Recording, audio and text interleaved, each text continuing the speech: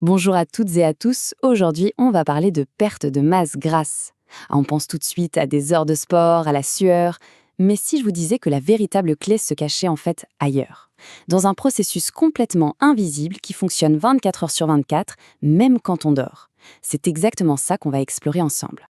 Allez, petit test rapide. Quand on entend les mots brûler des graisses, quelle est l'image qui s'impose immédiatement dans notre esprit? Pour la plupart d'entre nous, c'est quasi systématique, c'est toujours la même chose. Eh oui, c'est ça. On imagine quelqu'un en plein effort, en sueur sur un tapis de course ou en vélo, l'image même de l'intensité.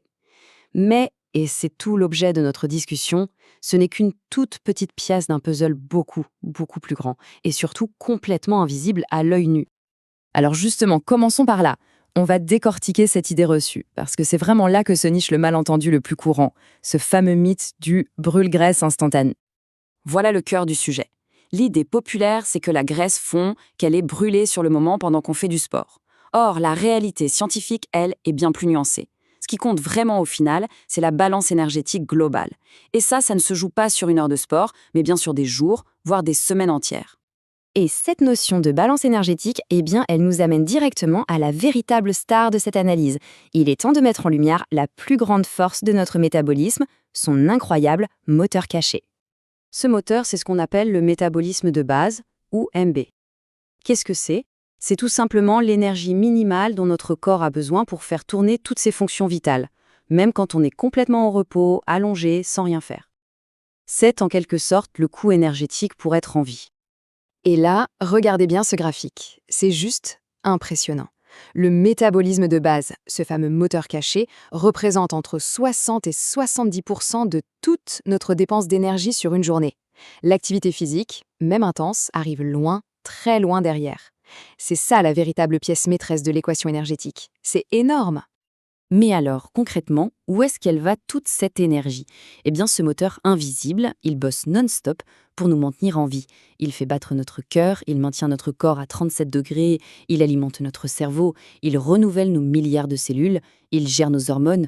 Bref, c'est un travail de titan qui se passe en permanence en arrière-plan, sans même qu'on s'en rende compte. Pour que ce soit un peu plus parlant, regardons quelques chiffres. Prenons un homme de 30 ans, 75 kilos. Son corps dépense environ 1750 kilocalories par jour, juste au repos. Pour vous donner une idée, c'est à peu près l'équivalent de l'énergie nécessaire pour courir un semi-marathon. C'est absolument considérable. Et tout ça, ça se passe avant même d'avoir bougé le petit doigt. Ok, super. On a maintenant la pièce principale du puzzle, le métabolisme de base.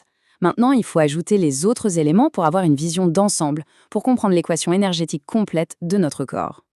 Alors, quand on parle d'activité physique, il faut en fait distinguer deux catégories. D'un côté, il y a l'exercice planifié, la séance de course à pied, le cours à la salle de sport, et de l'autre, il y a un truc qu'on appelle le NEAT.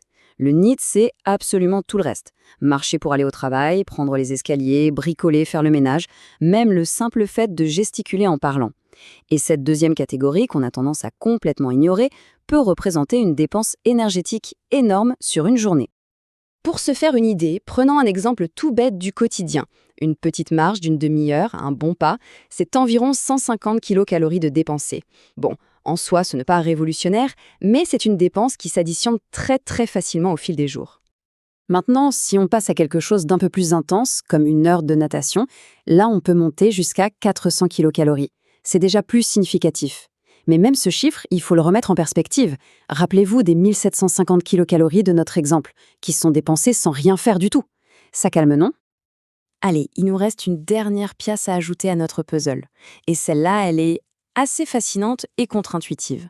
Le simple fait de manger consomme de l'énergie. Ouais, oui.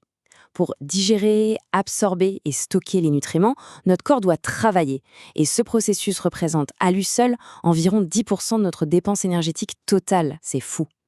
Mais ce n'est pas tout. Regardez ce graphique. Il nous montre un truc super intéressant. Tous les aliments ne se valent pas sur ce plan.